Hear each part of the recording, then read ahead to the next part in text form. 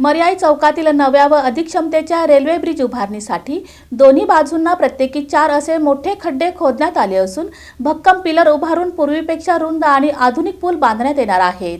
मर्याई चौक ते भैया चौक दरम्यान असलेला ब्रिटिशकालीन रेल्वे पूल पूर्णपणे पाडण्यात आला असून नव्या व अधिक क्षमतेच्या रेल्वे ब्रिजच्या उभारणीसाठी दोन्ही बाजूंना प्रत्येकी 4 असे मोठे खड्डे खोदण्यात आले आहेत.